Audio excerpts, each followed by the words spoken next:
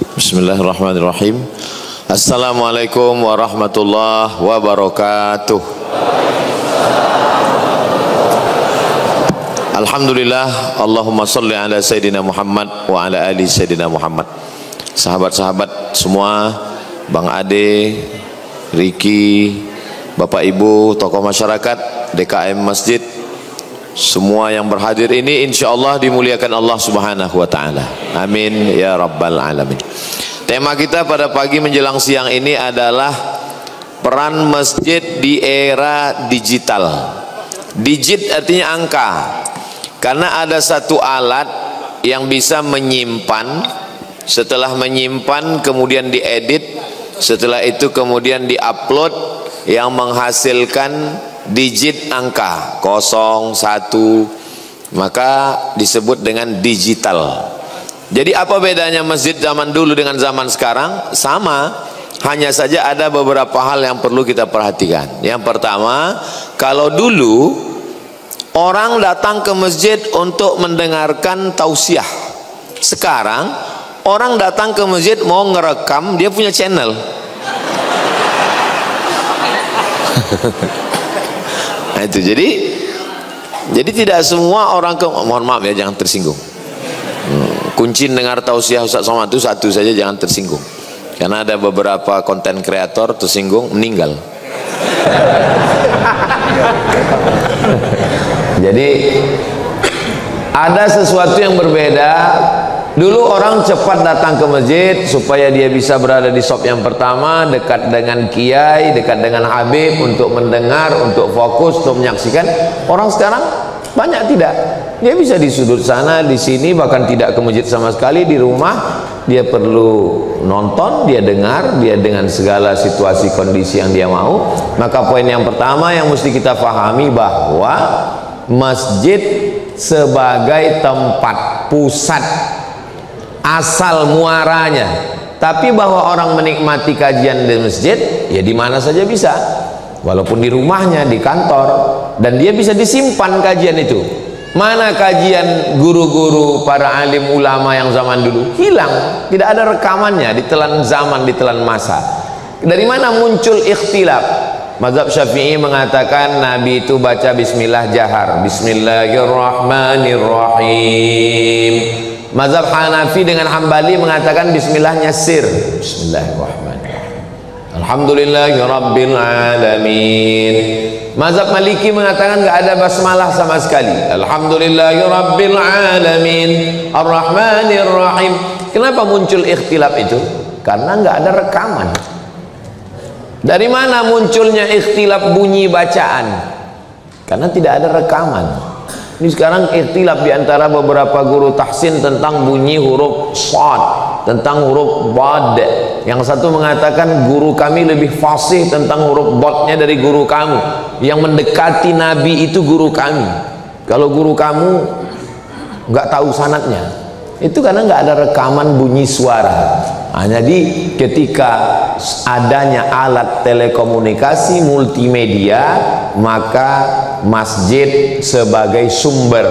Tapi bahwa orang datang ke masjid untuk mencari kajian, kajian bisa didapatkan di mana saja. Maka dalam hal ini yang pertama sekali kita mesti pahamkan bahwa dunia ini sekarang serba baru. Dulu berawal dari era kaset. Kiai Haji Zainuddin MZ, dai sejuta umat. Dulu kalau beliau datang ke Medan tahun 90 sampai 95 saya sekolah di Medan. Itu kawan-kawan semua cabut dari sekolah ke lapangan Merdeka untuk menyaksikan beliau turun dari heli untuk tausiah. Ustaz kok tahu? Saya cabut juga. Bagaimana kami mau melihat beliau dari jauh. Jadi begitulah heroiknya. Nah, jadi kemudian dari era kaset berubah kepada era yang disebut dengan YouTube. Lalu kemudian sekarang lebih canggih lagi, lebih pendek, lebih singkat, TikTok. Ke depan ini nggak tahu apa lagi. Mungkin lebih pendek lagi, tinggal top aja. Tiknya pun udah nggak ada lagi. Kita nggak tahu bagaimana keadaan ke depan. Tapi kajian tetaplah kajian. Jadi yang ngisi kajian itu masjid-masjid minimal seminim-minimnya kajian di masjid itu mesti ada 3. Yang pertama akidah, yang kedua adalah fikih, yang ketiga adalah akhlak. Jadi kalau dibuat per hari, hari pertama Senin malam Selasa akidah. Kenapa? Puasa hari Senin, buka bersama, itu suasana religinya, spiritualnya dalam. Karena orang dalam keadaan lapar. Orang kalau lapar perutnya tajam pikirannya. Tapi kalau perutnya kenyang, kendor urat matanya. Maka bagus hari Senin itu habis buka bersama, makan nggak terlalu banyak, nanti setelah tausiah baru balas dendam. Nah, maka akidah, wujud, qidam, baqa, mukhalafatul hawadisi, qiyamuhu bi nafsihi, wadaniyah, qudrat, iradat, ilmun, ayat, sama, basar, kalam. Untuk tahun pertama, kesulitan pengajar untuk mencari referensi. Saya sarankan referensi Aqidah Ahli Sunnah wal Jamaah Sifat 50 yang ditulis oleh Kiai Haji Muhammad Idrus Romli. Itu buku itu saya pakai di pondok untuk anak kelas 1 sebelum baca kitab yang berbahasa Arab. Nah, nanti tahun keduanya kalau mau pindah ke Arab, jangan langsung ke Arab karena dia nggak ngerti, nggak paham. Nah, nanti yang Arabnya baru Aqidatul Awam, Syarah Jarahul Afham, nanti baru selanjutnya pakai kitab. Untuk pertama pakai bahasa Indonesia. Usahakan pengajar itu pakai infocus. Kenapa? Karena saya sendiri sebagai pengajar susah untuk ngajak jamaah itu untuk fokus ke kita. Maka biar supaya jamaah itu terbantu, kita dibantu oleh infocus. In itu artinya di dalam, fokus supaya dia di dalam, nggak ngelihat kemana-mana. Itu nggak ada penjelasan di internet, saya yang buat sendiri. Makanya saya awal-awal pulang dulu tuh saya rajin buat. Ustadz besok datang acaranya jam 8 ya, jam 7.30 saya sudah datang, tapi saya di parkiran. Nah, itu waktu yang kosong tuh saya buat slide, infocus banyak saya simpan. Apa kajian kita? Kajian tentang wujud, tentang qidam, tentang mukhalafatul hawadis. Jadi masjid-masjid ideal. Jadi masjid kita ini memang canggih, sudah ada untuk layar infocus. Ini canggih. Kalau bisa masjid-masjid datang studi banding ke masjid MRKR. Biasa masjid itu kan masjid Al-Ikhlas, masjid At-Taqwa, ini lain ya, masjid MRKR. Enggak apa-apa, pahalanya sama. Masih masjid. Bagaimana suasananya tenang. Karena di beberapa masjid itu juga kadang kita ngaji, suara kipasnya itu seperti ngaji di dekat helikopter.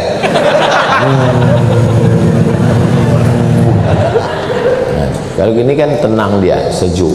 Kadang juga kita sibuk ngaji, jamaah tuh berkipas saja. Saya, mungkin bapak kan, ibu kan nggak merasakan perasaan saya. Gimana perasaan saya ketika terganggu melihat orang berkipas? Ngelihat dia yang berkipas, kita yang kepanasan. Nah itu.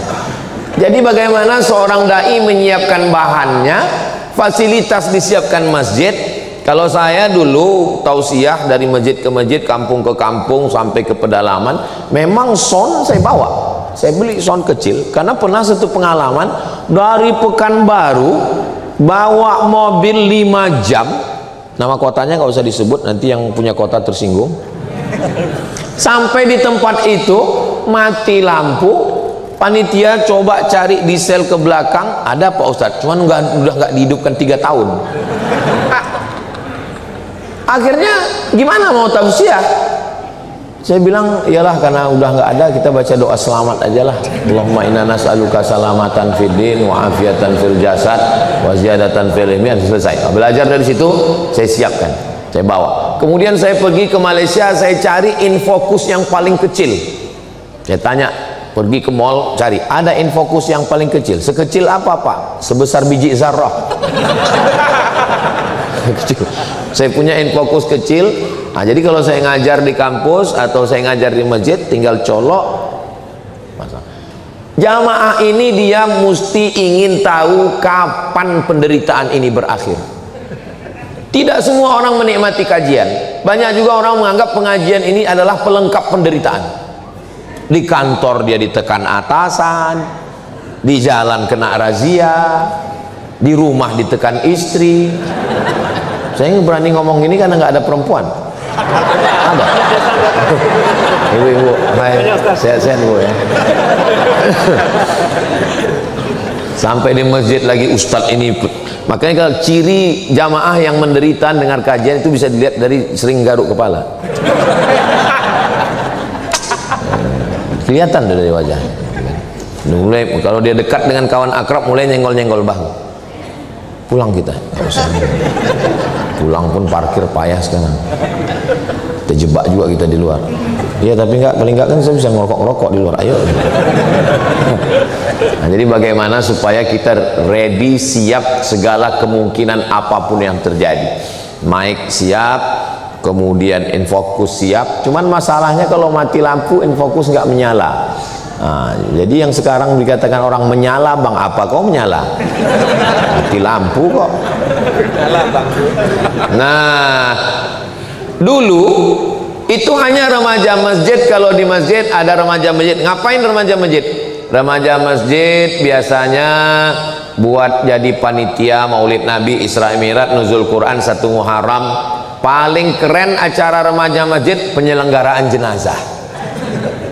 Prestasi tertinggi jadi mayat. Panitia nggak siap untuk beli boneka untuk mandi kan, akhirnya cari yang paling malas sholat, nah itu jadikan mandi. Pas dimandikan dicucuk hidungnya senyum, akhirnya dipoto sama kawannya, diupload di FB, mayat kok senyum. Sekarang anak-anak muda dikumpulkan di masjid buat acara apa namanya, pelatihan digital. Bagaimana remaja masjid punya channel, bisa syuting, editing, uploading. Dia yang syuting, setelah itu editing, setelah itu uploading. Saya selalu tantang anak-anak remaja masjid, kalian buat channel, kalau ada 20 video yang kalian upload, langsung saya akan endorse. Anda ingin kajian yang berkualitas, tonton channel MRKR. Jangan lupa subscribe, like, share, and comment. Inilah channel yang paling hebat. Channelnya belum ada, endorse-nya udah duluan. Masalah persennya nanti kita bahas. Nah, jadi anak-anak muda ini dibagi tugasnya, kamu kajian subuh. Cari kawan yang paling susah bangun subuh. Jadi ada kajian subuh, masjid-masjid ada kajian subuhnya, alhamdulillah. Kajian subuh itu usahakan baca kitab. Jadi untuk yang tabligh akbar, yang sifatnya show, itu memang perlu dibuat mungkin 1 bulan sekali, 2 bulan sekali. Lalu kemudian untuk yang bulanan, untuk yang pekanan, untuk yang harian, itu mesti. Jadi di masjid dipasang banner, ini gambar ustadznya, lalu kemudian kelayakan pendidikannya, pondoknya tamat mana, S1, S2, S3, S Cendol, S Doger, S Bandung. Kenapa? Karena orang mau ngaji. Sekarang spesialisasi. Bapak punya istri, istri bapak mengandung.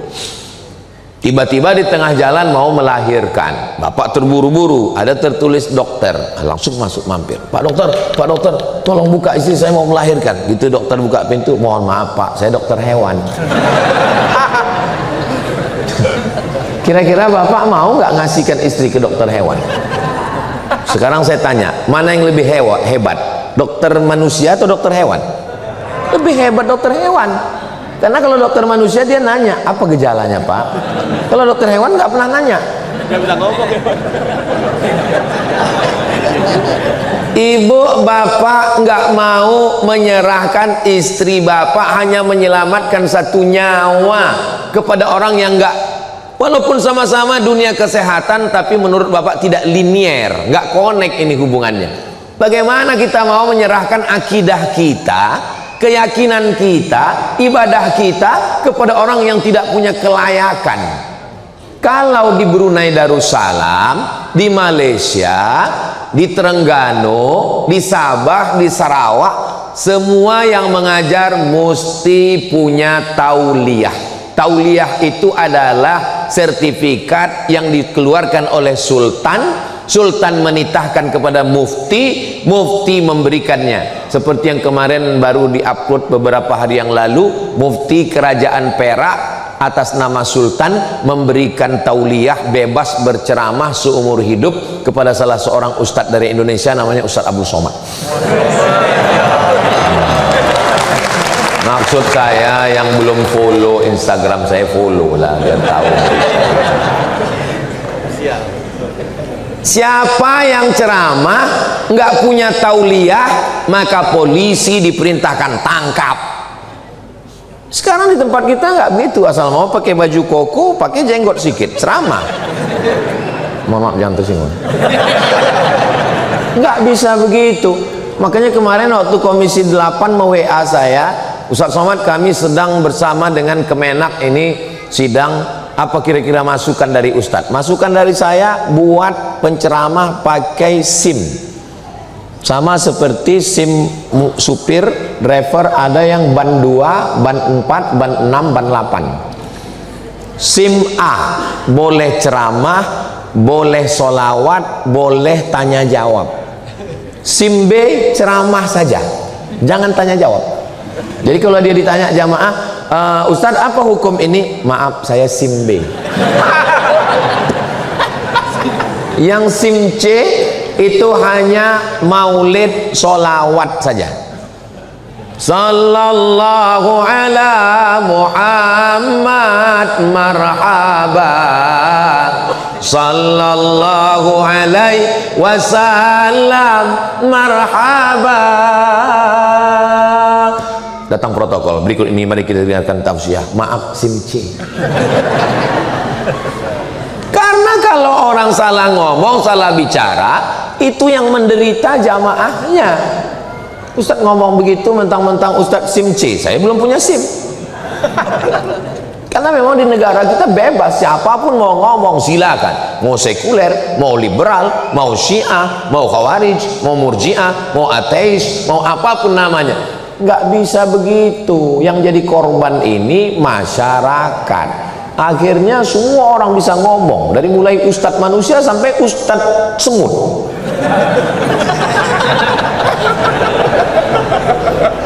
Mau dibawa kemana hubungan kita?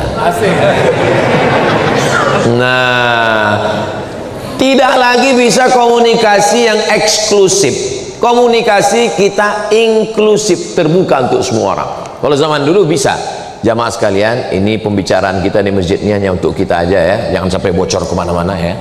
Kalau zaman sekarang nggak bisa. Nggak bisa saya katakan, jangan sampai keluar video nih, jangan sampai. Selesai acara nih, lebih dulu jamaah punya rekamannya daripada saya. Mana streaming semua. Berapa kamera ini? Padahal nggak ada izinnya ini. Nah, oleh sebab itu maka komunikasi kita mesti terbuka. Abdul Somad tidak bisa difitnah ngomong macam-macam. Kenapa?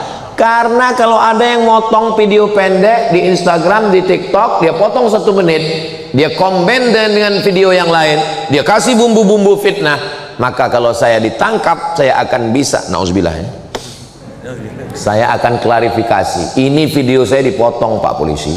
Kalau mau tonton video lengkapnya, Bapak dari Polisi Republik Indonesia, tonton video lengkap di channel Ustadz Abdul Somad Official, subscribe, like, share, and comment. Jadi semua rekaman fullnya mesti ada. Fasilitas, keilmuan, pendidikan kita di Indonesia ini, pendidikan Islam sangat maju. Ada pondok pesantren yang khusus baca kitab kuning saja dan spesialis hadis saja. Kitab kuning itu ada yang fikih. Kenapa disebut kitab kuning Pak Ustadz? Karena kertasnya dari kertas ubi, warnanya kuning. Begitu kitabnya dicetak di Lebanon sampai ke Mesir, bukunya putih. Loh, kok di Mesir nggak ada kitab kuning ya? Itu kitab kuning istilah. Kalau bahasa Arabnya namanya kutubut turas, buku-buku klasik. Contoh buku klasik, kita kalau baca Sahih Al-Bukhari, Imam Bukhari itu meninggal tahun 256. Sekarang tahun 1446. 1446. Mau ingat 2025 aja. Artinya buku ini sudah 1200 tahun, 12 abad yang lalu buku ini, sangat tua. Buku klasik. Ada lagi buku yang lebih tua, ada. Ditulis oleh Imam Malik bin Anas. Imam Malik bin Anas itu meninggalnya tahun 179. Berarti buku ini sudah lebih 13 abad. Sangat tua kitab-kitab. Itu ada sampai sekarang, dibaca oleh orang. Saya kebetulan kuliah di UKM, University Kebangsaan Malaysia. Di sana bahasa pengantarnya bahasa Melayu. Bahasa Melayu, bukan yang lari. Melayu. Sampean laku apa Melayu? Nah, lalu kemudian semua pelajar asing wajib ngambil 4 SKS, 2 SKS semester 1, 2 SKS semester 2 bahasa Melayu. Lalu saya dalam hati, ngapain kita belajar bahasa Melayu? Saya kan orang Melayu, saya orang Sumatera, dari Riau, kami bahasa Melayu. Dalam hati saya, bukalah darahku, golongan Melayu. Ternyata dosennya datang, namanya Cik Rusdi, datang membawa manuskrip. Manuskrip itu tulisan klasik 100 tahun yang lalu. Penuntut-penuntut, pelajar-pelajar, mahasiswa sekalian, ini yang saya bawa ini adalah manuskrip yang umurnya 100 tahun. Tolong baca. Begitu kami baca, banyak sekali kosakata yang kami nggak ngerti, padahal dia bahasa Melayu, karena tidak dipakai dalam pembicaraan sehari-hari.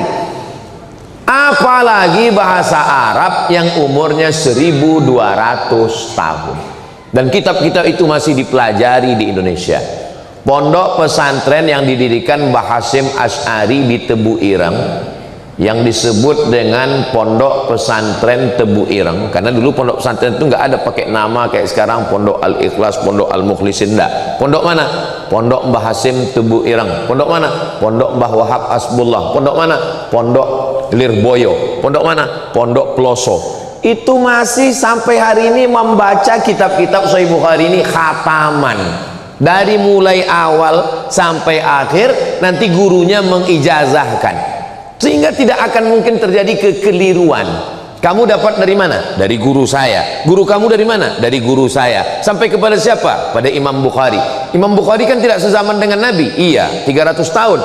Imam Bukhari dapat dari mana? Dari gurunya, namanya Abdullah bin Maslamah. Abdullah bin Maslamah dapat dari siapa? Dari gurunya, namanya Malik bin Anas. Malik bin Anas dapat dari siapa? Dari Abu Zinad. Abu Zinad dapat dari siapa? Dari Al-A'raj. A'raj dapat dari siapa? Dari Abu Hurairah. Abu Hurairah dapat dari siapa? Dari Nabi Muhammad SAW.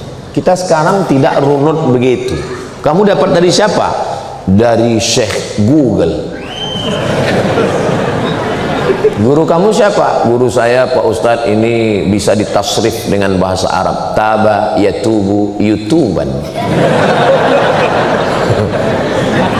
Nah, sehingga masjid-masjid bagaimana mencerahkan supaya kembali lagi ngaji kitab-kitab. Ya Pak Ustadz, tapi yang ngaji bisa baca kitab itu kan kalau pakai bahasa Arab. Makanya pakai bahasa Indonesia dulu. Saya sarankan untuk yang 3 itu, akidahnya pakai akidah sifat 50 Kiai Haji Muhammad Idrus Ramli. Untuk fikihnya, fikih Islam Sulaiman Rashid.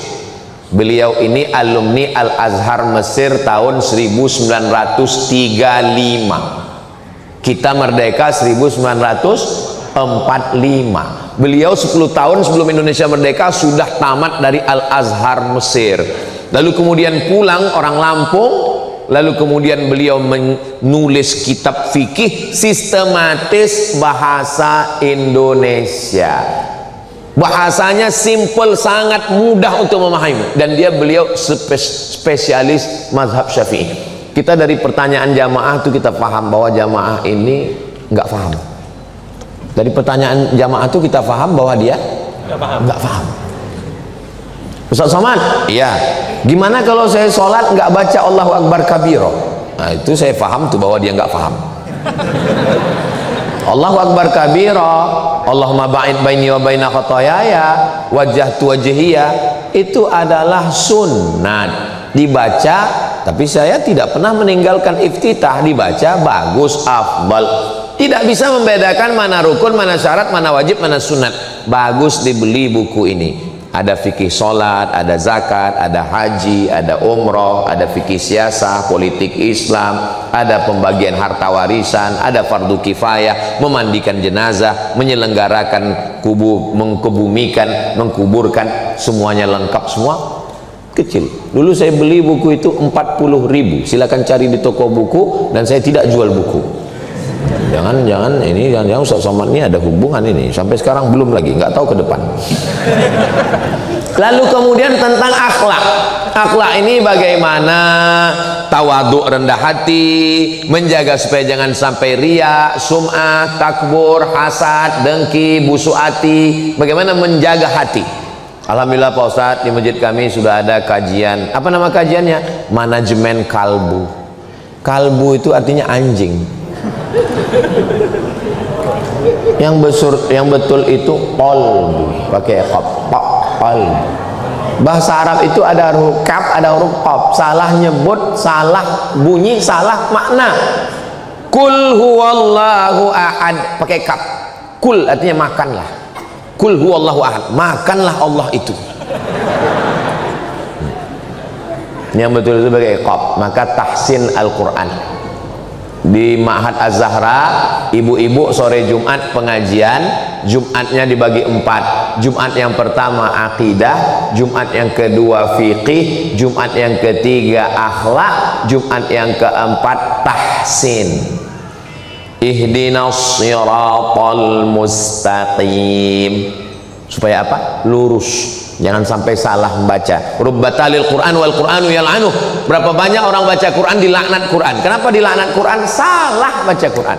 Alhamdulillah Pak Ustadz, saya nggak pernah salah baca Quran. Kenapa? Karena saya nggak pernah baca Quran.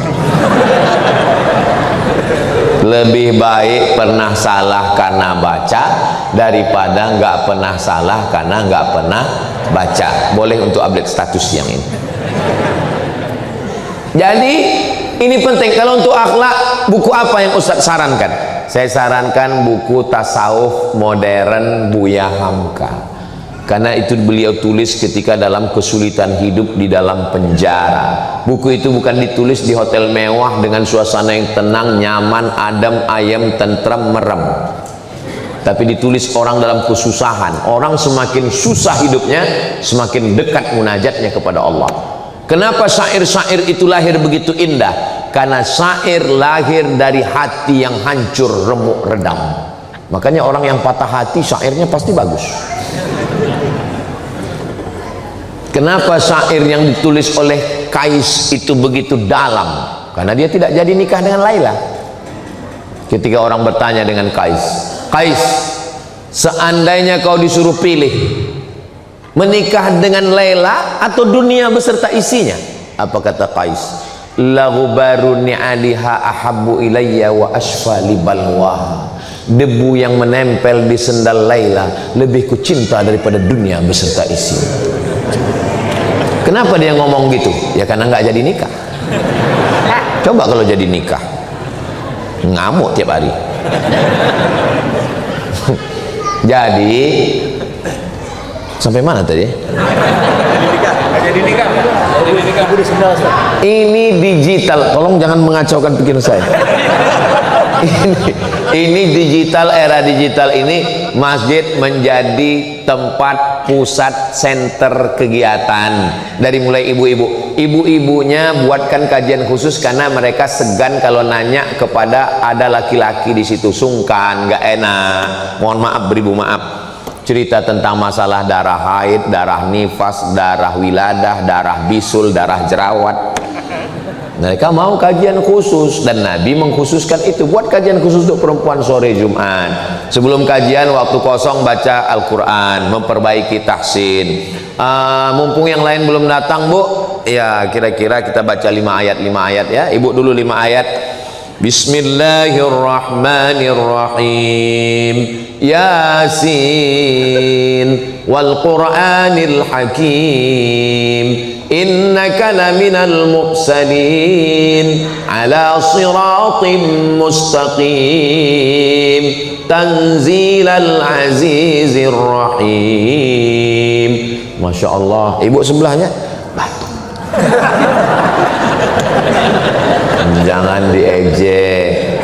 Hari gini masih mau datang ke masjid ketika yang lain sibuk dengan rambutnya seperti sarang tawon, merah kuning kelabu, sibuk dengan skincare-nya yang dipakai di wajah putih leher hitam.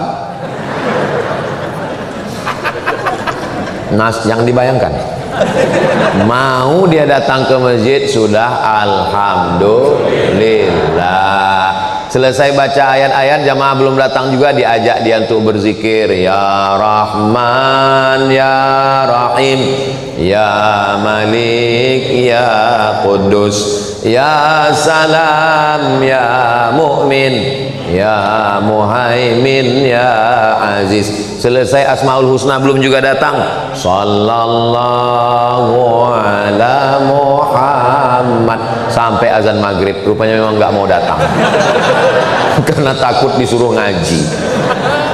Polanya dirubah. Setelah melihat kejadian kemarin, nampaknya ibu-ibu takut ngaji ya. Jadi kita buatkan kelas khusus tahsin. Ibu gimana Bu? Kalau boleh nanya ya, beberapa ibu ini hafalannya sudah berapa? Saya sudah 5 Pak Ustadz. 5 juz? Enggak, Iqra 5. Mau ngaji. Belajar dalam Islam itu minal mahdi ilal lahdi, dari buayan ayunan sampai ke liang lahat. Nggak ada batasan dalam Islam. S1 22, S2 23, 25, S1 22, S2 25, S3 27. Itu metode barat. Dalam Islam tidak ada batasan ilmu. Dalam Islam menuntut ilmu itu utlubil ilma, bukan hadis Nabi, kata-kata hikmah. Utlubil ilma minal mahdi ilal lahdi, dari buayan hingga ke liang lahat. Nabi jadi nabi umur 40 tahun. Abu Bakar Siddiq masuk Islam ketika Nabi dapat wahyu, langsung dia masuk Islam. Laki-laki yang pertama masuk Islam Abu Bakar, yang dewasa. Kalau yang anak-anak, Ali bin Abi Thalib. Jarak umur antara Nabi dengan Abu Bakar adalah 2 tahun. Nabi lebih tua. Nabi dapat wahyu umur 40, dan saat itu Abu Bakar masuk Islam. Pertanyaannya, berapakah umur Abu Bakar belajar Islam? Memang jam-jam segini susah mikir ya. 38 tahun. Jadi kalau ada di antara kita ini, saya mau belajar Islam ini umur 38. Apa masalahnya? Selama orang mau ngaji datang. Saya Pak Ustadz kalau ngaji di depan orang banyak malu saya Pak Ustadz. Saya ini kan direktur di perusahaan, hilanglah harga diri saya. Berapa harga kau rupanya? Minta sama guru khusus. Ini kawan sahabat-sahabat kita dari Musyawarah, mereka punya rumah Quran Musyawarah, sekarang sudah 4 angkatan. Itu alumni penghafal Quran bersanad 30 juz. Bisa ketemu dengan anak-anak Musyawarah itu yang pecinya putih-putih. Itu kalau pecinya putih itu isinya 30 juz. Kalau yang merah begini, ini juz 30. Minta privat sama mereka. Adik, tolong adik nanti datang ke kantor saya ngaji, saya mau belajar privat. Oke, I'm coming.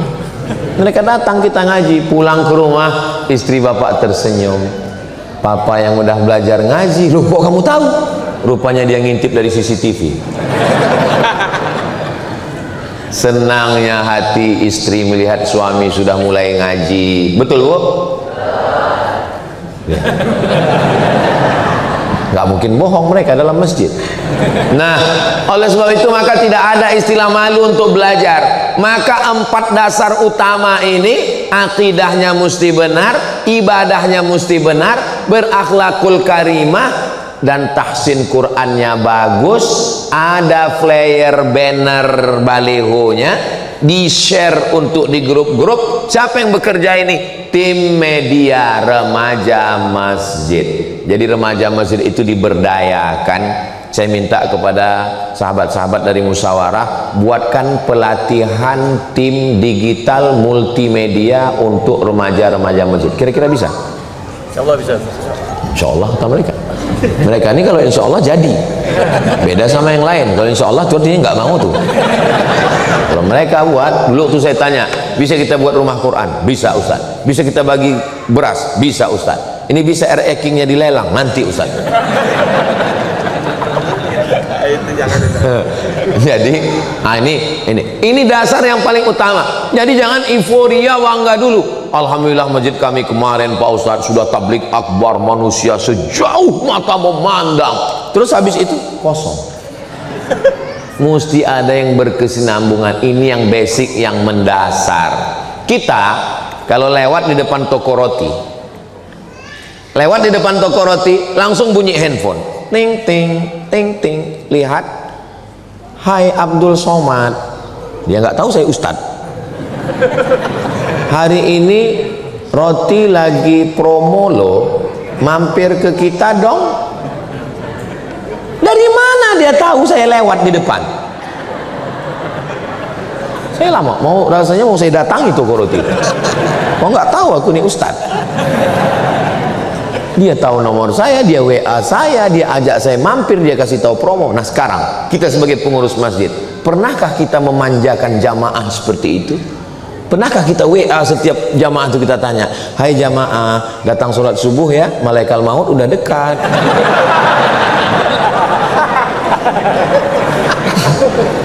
Kenapa kita tidak menyapa jamaah?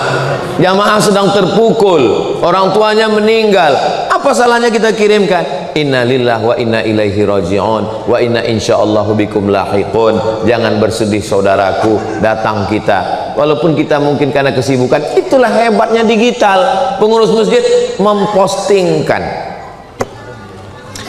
Memang sedap kopi tiramisu. Setelah itu makan sayur kubis. Kalau sudah disediakan tisu, itu tanda waktu sudah mau habis. Nah, jadi ketika kita mengelola jamaah ini dengan baik, sekarang banyak masjid tidak mengelola jamaah dengan baik. Mau datang mau enggak bukan urusan kami, mau meninggal mau mati mau sakit lah salam wala kalam. Berapa jamaah kita? Berapa jumlah jamaah tetap kita? Berapa yang ada di dalam grup? Itu ada aplikasi yang bisa membuat satu grup 1000 dan bisa 10 grup. Berarti kita punya jamaah inti 10.000. Jamaah ini pun kita klasifikasikan. Ada jamaah yang kelas A. Ini yang memang subuh, zuhur, asar, maghrib, isya. Ada yang jamaah kelas M. Itu Idul Fitri sama Idul Adha. Ada kelas Z minus. Ini Idul Adha datang untuk ambil kupon. Sehingga ketika kita kelola jamaah ini dengan baik, kita share, dibuatkan tulisan di depan. Anda bertanya, Ustadz menjawab. Hubungi nomor kontak berikut. Hebat Ustadz Somad itu ya. Kami lihat di videonya, semua pertanyaan itu dia jawab. Ya iya, karena pertanyaan itu ditulis di kertas. Yang saya nggak tahu, cepat saya buang. Begitu saya baca kan, ini susah. Saya masukkan ke dalam lagi. Itu salah satu tips untuk menutupi kebodohan kita. Coba kalau langsung jamaahnya pegang mic, dia tanya. Makanya nanti jangan kasih jamaahnya. Nah, jadi ketika kita mengelola jamaah ini dengan baik, itulah kehebatan digital. Kalau zaman dulu nggak bisa. Zaman dulu imam, pengurus itu mesti head to head ketemu langsung dengan orang. Assalamualaikum warahmatullah. Assalamualaikum warahmatullah. Sehat Pak RW, sehat Pak RT, alhamdulillah ya, alhamdulillah. Zaman sekarang enggak. Semua jamaah itu dengan satu postingan bisa. Bulan ini remaja masjid ini kita kelola dengan baik. Untuk bulan ini kamu yang call ya, tahajud call. Oke. Jam 3 malam tahajud call. Kamu 100 orang, kamu 100 orang. Assalamualaikum, tahajud Bapak. Gimana sudah? Alhamdulillah saya sudah call semua. Habis itu saya tidur. yang jadi petugas tahajud juga. Atamuruna nasa bil birri wa tansawna anfusakum wa antum tatlunal kitab. Apakah kamu lupa kamu nyuruh orang buat baik sementara kamu sendiri sudah baca Quran tapi kamu tidak berbuat baik? Disitulah baru nampak sinergitas bekerja sama. Dalam dakwah ini nggak bisa one man show. Saya ketua, saya ngurus. Mohon maaf ya ketuanya, nggak bisa. Saya ini ketua masjid, biar kurus-kurus begini ketua masjid. Tak bisa, kita mesti bekerja sama. Karena kalau tidak bekerja sama, Nabi Muhammad SAW itu membina umat ini nggak sendirian. Dia didampingi orang tua yang bijaksana, Abu Bakar Siddiq. Anak muda yang bertenaga, Umar bin Khattab. Anak muda yang cerdas, Ali bin Abi Thalib. Anak muda yang kaya, Utsman bin Affan. Anak muda yang kuat hafalan hadisnya, Abu Hurairah. Anak muda yang hebat bahasa asingnya, Zaid bin Sabit. Anak muda yang bagus suaranya, Bilal bin Rabah. Perempuan yang banyak hartanya, Khadijah. Perempuan yang cerdas setengah agama ini diambil dari akalnya, Humairah Sayyidatuna Aisyah. Perempuan yang banyak tenaga kuat membawakan makanan naik ke atas, Asma. Jadi sekarang kita di masjid, posisikan kita mau masuk kemana? The right man on the right place. Saya ini Pak Ustadz tenaga kurang tapi nafsu kuat. Enggak masuk. Saya ini Pak Ustadz akal saya insya Allah, cuman saya kurang kuat tenaga. Akal insya Allah, berarti kamu Sayyidina Ali. Saya ini Pak Ustadz kebetulan di sastra Inggris, jadi semua ceramah-ceramah Ustadz Somad itu nanti akan saya buatkan bilingual. Saya akan buatkan translate-nya bahasa Inggris. Bagus. Kamu translate sendiri? Enggak, pakai Google juga, Pak. Bagus. Kamu? Saya Pak Ustadz untuk bahasa memang kurang, tenaga juga kurang, tapi duit ada Pak Ustadz. Banyak, ya cukuplah untuk 7 turunan. Nah ini donatur inti. Ini masukkan kelas A.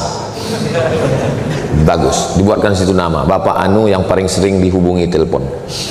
Bagus. Saya Pak, kamu? Saya Pak Ustadz tenaga juga nggak ada, otak pun juga ya pas-pasan, bahasa asing pun nggak bisa, duit apalagi. Nah, terus kamu di kota Abu Lahab.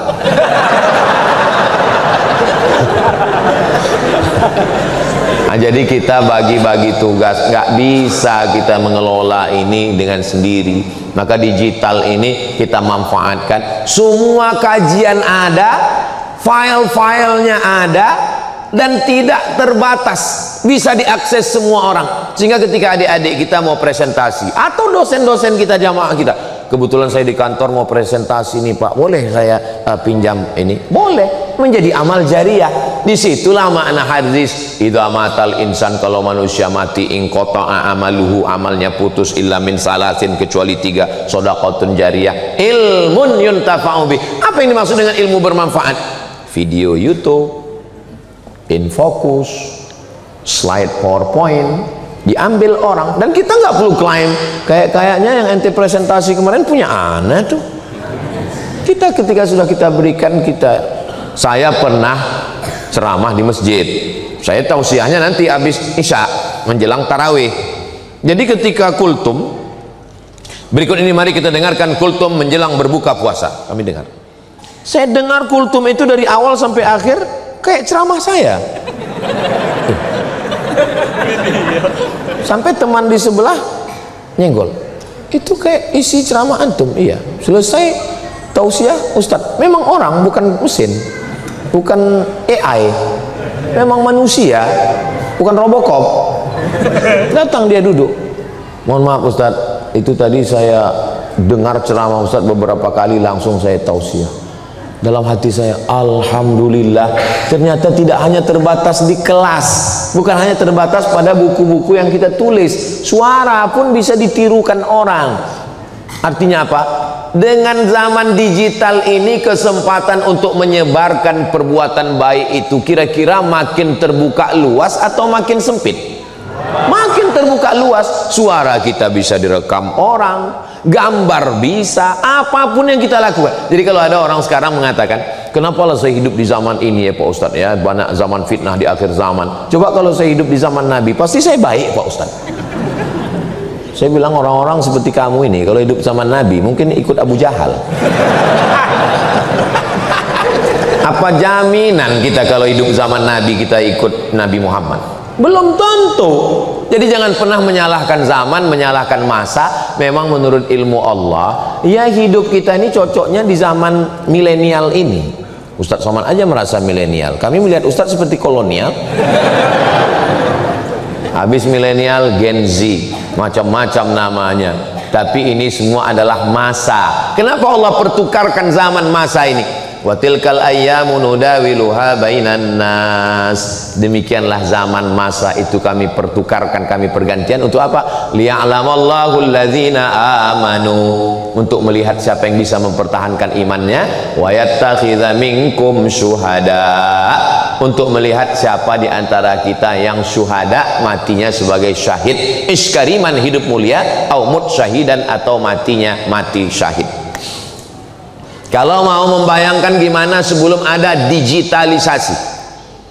Allahu Akbar. Apa kata makmum di belakang? Mubaligh namanya. Mubaligh menyampaikan suara. Allahu Akbar. Mubalighnya itu sampai 10 ke belakang. Allahu Akbar. Terus sampai ke belakang. Kenapa? Karena masjidnya panjang, suaranya nggak nyampai. Sekarang di masjid kita nggak ada lagi tuh mubaligh. Kenapa? Karena sudah ada sound system, mikrofon, suaranya menggelegar. Kalau Bapak Ibu nanti pergi ke Medan, Sumatera Utara, sholat di Masjid Raya Al-Masun, Masjid Sultan Delhi, itu hari Jumat muazzinnya 7 orang. Kenapa sampai 7 orang? Karena suara mau kuat. Allahu Akbar, Allahu Akbar. Subuh, kenapa menaranya tinggi? Karena muazin naik ke atas mengumandangkan azan. Zaman sekarang nggak ada lagi suara tarhim, assalatu wassalamu alaik, jam 2, jam 3 malam suara tarhim, takbir. Begitu kita masuk ke dalam masjid, orang sudah nggak ada, flash disk. Makanya banyak nanti flash disk masuk surga, orangnya masuk neraka. Nauzubillah. Jadi zaman digital itu ada positif, ada negatifnya. Dulu saya kalau mau belajar bahasa Arab, nunggu jamaah haji pulang bawa koran bungkus korma. Orang semua minta korma, minta air zam-zam. Saya nanya, mana bungkus kormanya? Untuk belajar nulis bahasa Arab. Sekarang koran yang keluar hari ini di Kairo, kita lebih dulu baca daripada orang Kairo. Kenapa? Karena Kairo jam 6 pagi, kita sudah jam 9. Kita lebih dulu daripada Kairo. Kita lebih dulu baca koran Mesir daripada orang Mesir. Dulu kalau mau dengar suara khutbah, latihan maharatus sima'ah, listening. Bagaimana mendengar orang Arab ngomong. Pertama-pertama latihan mendengar orang Arab ngomong, titip kaset pidato khutbah Masjidil Arab. Pulang jamaah haji didengarkan. Begitu dimasukkan ke tape recorder, seperti orang kumur-kumur. Shadaqallahul azim. Gimana caranya biar supaya syekh ini suaranya pelan? Alhamdulillah ada salah satu dosen UIN, pakar bahasa Arab, lulusan dari University Cairo University, namanya Bapak Akrom Malibari almarhum. Dia ajari saya, Abdul Somad, kamu mau supaya suara di tape recorder ini yang cepatnya jadi pelan, gimana caranya? Beli baterai yang udah mau habis, masukkan ke Walkman, waktu masih Walkman, masukkan. Betul, begitu dipasang pelan. Assalamualaikum warahmatullahi. Padahal sebelumnya cepat sekali. Assalamualaikum warahmatullahi wabarakatuh. Fi hadhihi al-munasabati as-sa'idati natakallam an al-qadaya al-falastiniyah. Inna 'amaliyat as-salam fi syarq al-awsat lan tatahaqqaq illa bi inshihab al-israiliyyin min al-ardh al-muqaddasah. Enggak jelas kita mendengarnya. Sekarang khutbah Idul Fitri, Idul Adha, khutbah Jumat di Masjid Nabawi, Masjidil Arab live.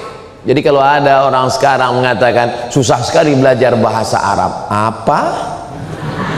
Kami dulu pontang-panting mau belajar bahasa Arab. Makanya banyak sekali anak-anak Indonesia ada itu yang channel khusus YouTube, bisa bahasa Rusia, bisa bahasa Prancis, bisa bahasa Inggris. Dari mana belajarnya? Dari YouTube. Maka digital ini semakin membuat orang cerdas, semakin orang bisa dengar kajian, semakin buat orang bisa berilmu, semakin cepat masuk surga, tapi juga neraka cepat. Maka kalau kita baik, kita cerdas, dan masjid itulah tempat berkumpulnya semua. Menyebarkan undangan zaman dulu mesti datang ke rumah-rumah. Assalamualaikum Bapak, besok hadiri. Saya masih ingat ketika saya SD, itu keliling kota mobil. Kaum muslimin dan muslimat, nanti malam datang ke lapangan di samping stasiun kereta api. Nanti malam akan ada Maulid Nabi Muhammad, yang membaca Quran adalah Abdul Somad. Waktu itu saya SD. Jadi saya ini dari SD udah viral. Kemarin saya pulang kampung, kata mereka, kau dulu Somad Maulid Nabi Isra Mi'raj, keliling mobil itu pengumuman bahwa nanti yang akan ngaji baca Quran adalah Abdul Somad. Dulu begitu. Zaman sekarang nggak perlu lagi. Zaman sekarang cukup dengan satu kali share Instagram, Telegram, miligram, kilogram, TikTok, semua. Tapi kalau tidak cerdas bersosial media, memang dia seperti bumerang, pisau bermata dua. Satu sisi mendatangkan manfaat, tapi mudaratnya juga luar biasa. Insya Allah kalau kita kelola dengan baik, ada kajian berkitab, bersilabus, terjadwal, terukur, ada bulanan, ada pekanan, ada tahunan, ada zikir menyambut malam tahun baru, ada Maulid Nabi, Isra Mi'raj, nuzul Quran, melepas jamaah haji. Momentum hari besar itu adalah stasiun-stasiun untuk kita saling bertemu. Ada stasiun kecil, subuh, zuhur, asar, maghrib, isya, sholat Jumat. Tapi juga ada stasiun yang besar, kajian bulanan. Kita bisa tukar sirkulasi udaranya. Wah, saya nggak maulah ustadz yang berapi-api, saya mau ustadz yang slow. Gim, lembut, slow. Saya mau yang berapi-api, Ustadz Das'an Latif. Saya mau yang menggelegar, Habib Rizik Syihab. Tapi izinnya payah. Kalau yang lembut tentu saja Ustadz Somad. Nah, jadi kita banyak pilihan sekarang, kemudahan. Begitu juga dengan apa yang disebut dengan finance, keuangan. Zaman dulu kotak berjalan. Begitu lewat kota, banyak jamaah itu kalau sudah lewat kota hari Jumat pura-pura tidur. Dia sangka kotaknya satu. Dia nggak tahu di situ ada yang lewat. Pertama baru kotak yatim, habis itu kotak pembangunan, kotak infak, kotak sodako, kotak duafa. Yang sakit jantung naik langsung. Sekarang khotib tidak lagi terganggu dengan pawai ta'aruf ini, karnaval ini nggak terganggu. Kenapa? Karena di pintu masjid sudah bertambah. Yang dulu Allahumma ftahli abwaba rahmatik, sekarang sudah bertambah langsung Allahumma ftahli abwaba rahmatik, langsung keluar handphone, scan apa namanya? QRIS. Nah, saya pura-pura nanya aja. Saya mau tahu orang ini tahu nggak QRIS. Nah, alhamdulillah. Aku tadi ku tengok kau setiap masuk masjid begini, kau scan? Enggak, ku foto aja.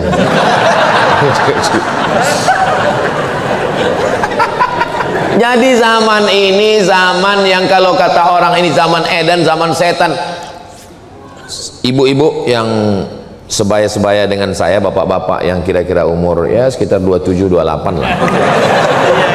Sekarang kita mengajak berpikir.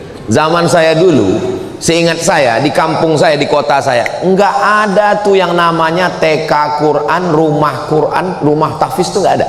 Yang ada pondok pesantren tahfiz Quran tua, dan memang mesti serius ngapal Quran di situ. Sekarang ada yang model part time, ada yang full time, ada yang tempat store aja habis itu pulang, ada rumah Quran. Kira-kira dunia ini makin baik atau makin jahat? Tergantung berteman dengan siapa. Kalau ada yang bilang dunia ini makin jahat Pak Ustadz, iya, kawan kau, circle kau nyiblorong, sundil bolong, mak lampir. Tapi kalau kawan-kawan kita adalah circle yang baik-baik, mau ngapal Quran mudah, mau belajar bahasa Arab mudah, mau baca kitab. Dulu baca kitab itu 1 tahun, 2 tahun, 7 tahun.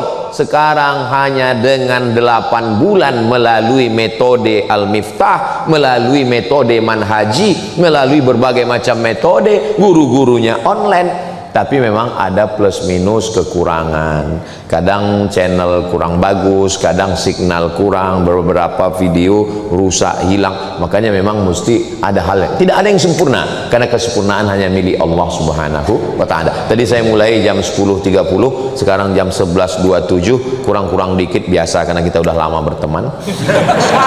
Dimanapun ngomong saya tetap 60 menit. Biasanya saya ngomong 60 menit itu kalau ada botol 600 ml. Jadi kalau gelas segini ini biasanya ya cukup kultum aja, kuliah 7 hari. Itu yang dapat saya sampaikan. Terima kasih segala perhatian, mohon maaf segala kesilapan. Jangan kemana-mana, kita lanjutkan setelah yang satu ini. Saya kembalikan ke Ade dan sahabat-sahabat musyawarah. Assalamualaikum. Saya tutup dengan pantun penutup, menangkap puyuh di Bukit Selasih. Thank you dan terima kasih. Assalamualaikum warahmatullahi wabarakatuh.